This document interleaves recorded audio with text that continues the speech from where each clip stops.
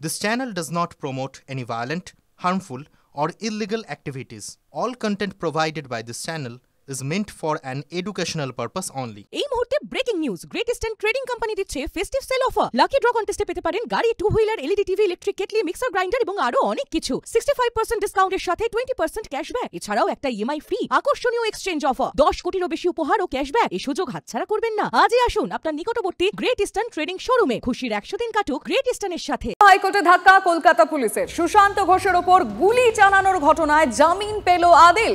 প্রমাণের অভাবে জামিন অভিযুক্তের। পর্যাপ্ত প্রমাণ জোগাড় করা কেন গেল না, প্রশ্নের মুখে পুলিশ।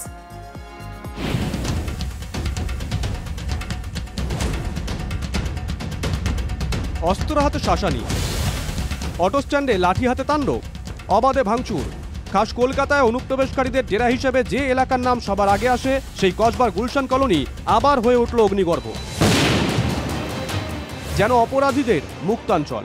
এই সেই অংশ যেখানে প্রথমে বোম ফেলা হয়, তারপর কিন্তু আশেপাশে আরও প্রায় 4-5 জায়গায় বোম ফেলা হয়। তাহলে কি এলাকা দখল, নাকি নির্মাণ ব্যবসা, নাকি সিন্ডিকেটের লড়াই? এই প্রশ্নই কিন্তু রীতিমতো সন্দিহান এখানকার মানুষজন। অনুপ্রবেশের ঘাঁটিতে কেন এত গণ্ডগোল?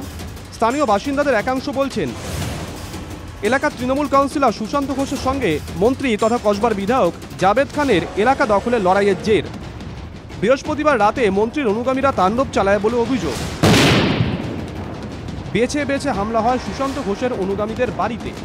যে ফিরোজের নাম দাবি করা হচ্ছে, নিশ্চয়ই ওদেরই ছেলে ছিল 100%। ঘটনার মাস্টারমাইন্ড তো ওই, আতঙ্ক করার জন্য তো মাস্টারমাইন্ড তো ওই করছে। আমি ইনলিগাল বিল্ডিং একটা ফটো আপলোড করেছিলাম, আমাদের মেয়র তা বলেছিলাম কি ইনলিগাল কাজ নতুন করে হবে না। আচ্ছা, আমি ফটো আপলোড করেছি বলে আমার পিছনে 50 লোক লাগিয়ে দিয়েছে।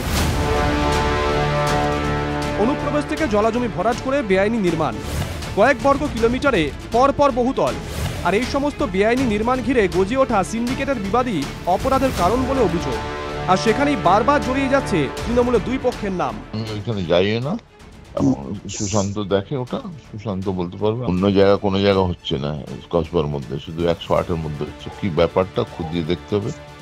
যেখানে টাকা উঠছে, ইলিগাল কাজ হচ্ছে। গুলশনে বেআইনি কাজ হতো, টাকা উঠতো, সেই টাকা তফসিয়ার লোকরা খেয়ে যেত, এবং সেটা বন্ধ হয়ে যাওয়াতেই কিন্তু আক্রোশ থেকে ঘটনাগুলো ঘটছে। বিধায়ক এবং কাউন্সিলরের অনুগামীদের মধ্যে এই গুলশন কলোনির প্লট বিক্রি করা থেকে যাবতীয় অপকর্মের জন্য যে লড়াই চলছে, সেই লড়াই প্রকাশ্যে আসছে। গুলশান কলোনি মার্টিনপাড়ায় প্রায় 2 লক্ষ মানুষ বসবাস করলেও সেখানে ভোটারের সংখ্যা মাত্র 2800। গুলশান কলোনি আর দুষ্কর্মের ঘটনা যেন সমার্থক। ফেব্রুয়ারি 2022 প্রমোটিং বিবাদে গুলি চলার অভিযোগ ওঠে। জানুয়ারি 2022 নির্মীয়মান বাড়ি থেকে তাজা বোমা উদ্ধার হয়। ডিসেম্বর 2021 গুলশান কলোনি থেকে গ্রেপ্তার কয়েকজন বাংলাদেশি যুবক। কলকাতার বাকি অংশের অপরাধে চালচিত্র ওঠানামা করলেও গুলশান কলোনি আছে গুলশান কলোনিতেই। সায়ন্ত ভট্টাচার্যের রিপোর্ট, TV9 বাংলা। গুলশান কলোনিতে গুলি বোমা, জানেনি না মেয়র। কলকাতার 108 নম্বর ওয়ার্ডের তৃণমূল কাউন্সিলরের অনুগামীদের বাড়ি, দোকানে হামলা চালানো হয়েছে। কলকাতার মেয়র তথা রাজ্যের পুরমন্ত্রী ফিরহাদ হাকিম কিছুই জানেন না। কসবার বিধায়ক ঘনিষ্ঠ বলে পরিচিত মিনি ফিরোজের বিরুদ্ধে হামলার অভিযোগ। আমার জানা নেই বললেন ফিরহাদ হাকিম।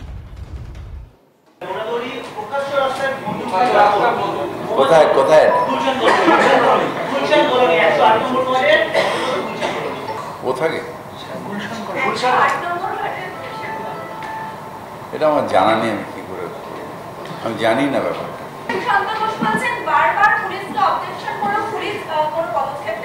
এটা আমার জানা নেই, নিশ্চয়ইভাবে খবর এটা আমার জানা নেই, আমি এটা নিয়ে বলতে পারবো না। তুমি আমাকে প্রশ্নের পর প্রশ্ন করে যাচ্ছ, যেটা আমি জানি না, আমি কি করে বলবো? না, নিরাপত্তা নিশ্চয়ই আমি কথা বলবো। এ নিয়ে কি বলেছেন বিজেপি নেতা জগন্নাথ চট্টোপাধ্যায়, শুনবো। শহরের মেয়রের থেকে এ ধরনের কথাই প্রত্যাশিত, কারণ তার মাথায় গুলশন কলোনির গুলি চালনা, সেখানে যে অরাজক পরিস্থিতি, তা অগ্রাধিকারের মধ্যে নেই। তার মাথায় রয়েছে তার নিজের বিধানসভা কেন্দ্র, যাকে তিনি মিনি পাকিস্তান বলে অভিহিত করেছেন। তার ফলে কলকাতার উন্নয়ন, কলকাতার আইন শৃঙ্খলা, কলকাতায় গুলি চালানো, এসব কেন তার মাথায় থাকবে? তার মাথায় যা রয়েছে তিনি সেসব নিয়েই ব্যস্ত রয়েছেন। আবারও হাইকোর্টে ধাক্কা কলকাতা পুলিশের। সুশান্ত ঘোষের ওপর গুলি চালানোর ঘটনায় জামিন পেল আদিল। প্রমাণের অভাবে জামিন অভিযুক্তের। পর্যাপ্ত প্রমাণ জোগাড় করা কেন গেল না, প্রশ্নের মুখে পুলিশ। গুলশান কলোনিতে তৃণমূলের কোন্দলে গুলি চলার অভিযোগ। সেই হইচয়ের মধ্যে পাশের ওয়ার্ডে তৃণমূল কাউন্সিলরের উপর গুলি চালানোর ঘটনায় অন্যতম অভিযুক্তর আদিলের জামিন। তার বিরুদ্ধে অস্ত্র সরবরাহের অভিযোগ প্রমাণে তথ্য জোগাড়ই করতে পারেনি তদন্তকারীরা, তাই জামিন মঞ্জুর করল হাইকোর্ট। আর ফের বড়সড় প্রশ্নের মুখে কলকাতা পুলিশ। কি বলবো, এতে আমার কিছু বলার নেই। আমি সুপ্রিম কোর্টে হয়তো মুভ করছি। আদিল যে ছাড়া পেয়ে গেল, এতে আপনার প্রাণের ভয় থাকছে না? ও তো কি করা যাবে, এরকম কত আদিল লুকিয়ে আছে তো জানি না, বলতে পারবো না, দেখা যাক। গত বছর নভেম্বর সন্ধ্যায় কসবায় বাড়ির সামনে বসেছিলেন 108 নম্বর ওয়ার্ডের তৃণমূল কাউন্সিলর সুশান্ত ঘোষ। হঠাৎ দুই স্কুটার আরোহী তার সামনে এসে দাঁড়ায়। একজন গুলি চালাতে যায়, বন্দুক কাজ করেনি। রক্ষা পান সুশান্ত। ধরা পড়ে যায় ভিন রাজ্য থেকে ভাড়া করা খুনি। হাস কলকাতায় খোদ শাসক দলের কাউন্সিলরকে হত্যার চেষ্টা, যার পরে কলকাতা পুলিশের দক্ষতা নেই প্রশ্ন তুলে দেন কলকাতার মেয়র। বলবো অ্যাক্ট নাও, ইন্টেলিজেন্স কোথায়, নেটওয়ার্ক কোথায়, পুলিশকে খুঁজে বার করতে হবে। ওয়াই এত বাইরের ক্রিমিনাল আসছে কি করে, ওয়্যার ইজ দ্য নেটওয়ার্ক, বারবার মুখ্যমন্ত্রী বলছেন। অনেকেরই মনে থাকবে 2022-এ বকটুই কাণ্ডের পরে সেখানে গিয়ে পুলিশকে কি নির্দেশ দিয়েছিলেন মুখ্যমন্ত্রী। সমস্ত জায়গায় সারা বাংলায় তল্লাশি চালাও, যেখানে বোমা আছে, যেখানে যন্ত্রপাতি আছে, সব উদ্ধার করতে হবে। চলতি বছরের শুরুতে মালদহে তাড়া করে দোকানে ঢুকে গুলিতে ঝাঁঝরা করে দেয়া হয় জেলা তৃণমূলের তৎকালীন সহসভাপতি বাবলা সরকারকে। তখনও পুলিশের উপর ক্ষোভ উগরে দেন মুখ্যমন্ত্রী। বিগিনিং আমার সাথে কাজ করছে বাবলা সরকার, আজকে মার্ডার হয়েছে এবং পুলিশের গাফিলতিতে। অফকোর্স আপনার ওখানে তো আজকে আমার একজন পুরো সহকর্মীকে মার্ডার হয়ে গেল এসপির অপদার্থতার জন্য। কিন্তু মুখ্যমন্ত্রী বারবার বলার পরেও সব বেআইনি অস্ত্র বোমা উদ্ধার করা সম্ভব হয়েছে। কেন আদিলের মতো হিস্ট্রি শিটারদের ধরে রাখতে পারছে না পুলিশ? কলকাতা পুলিশের উপর তো কোনো আস্থাই নেই। আরজি করের ওই বোনটির পরিবারেরও কোনো আস্থা ছিল না। আর কলকাতাতে যে কোনো ধরনের ক্রাইম ঘটলে যারা ভিকটিম হয় তাদের পরিবাররাও সঙ্গে সঙ্গে আদালতে গিয়ে সিবিআইডি তদন্ত চায়। আমার মনে হয় এই বিষয়টা আরও পুলিশ বিস্তারিত বলতে পারবে এবং তাদেরকে আপনারা প্রশ্ন করবেন। অনেকেই কটাক্ষ করে বলছেন মুখ্যমন্ত্রী যে কলকাতা পুলিশের তুলনা বারবার স্কটল্যান্ড ইয়ার্ডের সঙ্গে করেন, তাদের ধার এত কমে গেল কি করে? একটা মামলায় তো নয়, উদাহরণ অনেক।